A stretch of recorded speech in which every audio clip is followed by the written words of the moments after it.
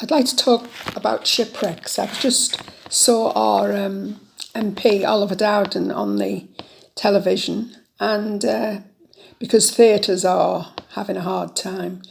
And I was just thinking to myself, what a time for him to take that post on, the Minister for Culture, Media and Sport. It's almost like being the captain of a sinking ship. And I was just thinking about the different ship experiences in the Bible. When God told Noah to build the ark, they hadn't even seen rain, and they certainly hadn't seen a ship. And the local people were just making fun of him, building this massive, great ship. But of course, when the rain came, the ship just outlasted the storm, and the people on board came through, Noah and his family. And then there was a situation where Jonah was on board a ship, and they threw him overboard. The ship didn't sink. Jonah went into the whale for 3 days and then was spewed up on the shore. So there was no lives lost there. When the disciples were in the ship, Jesus came out to them and was walking on the water. And he called Peter, and Peter said, "Lord, if that's you, and is that you, Lord?" And he came out onto the water, walked on the water. And then, of course, he saw the waves and he started to sink because his faith began to sink as well. Then when Paul was on board a ship, there was 276 people on board that ship. And they were just throwing everything overboard because the storm was so great. They were just trying to save the ship.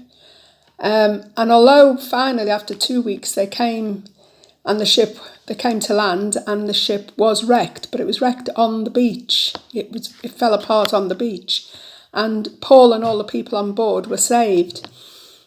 And that's how it is for us. We might have times of calm, and we may have times of storm. But Jesus is in the boat.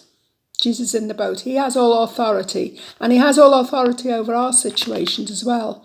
And he sees us in these times of calm, and he sees us in our time of storm.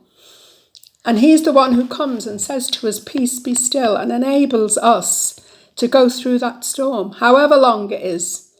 Sometimes when we're carers, life feels like it's one big storm, especially when you have sudden emergencies and end up in A&E. It's such a crisis, and God is with us. He's there in the storm with us. He enables us to sit and wait and for the crisis to pass. And that's what we have in Christ. We have the best captain.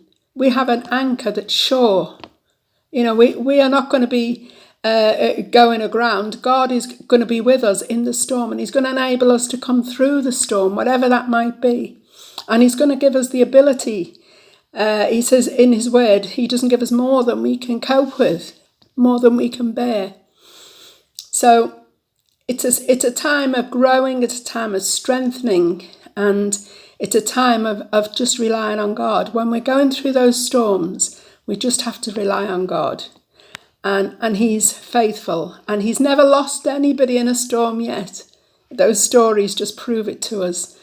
And he's not going to lose us either. We are not going to die as a result of a storm. We are going to go through the storm, and he's going to go through that with us. That's what's so wonderful. We are not alone.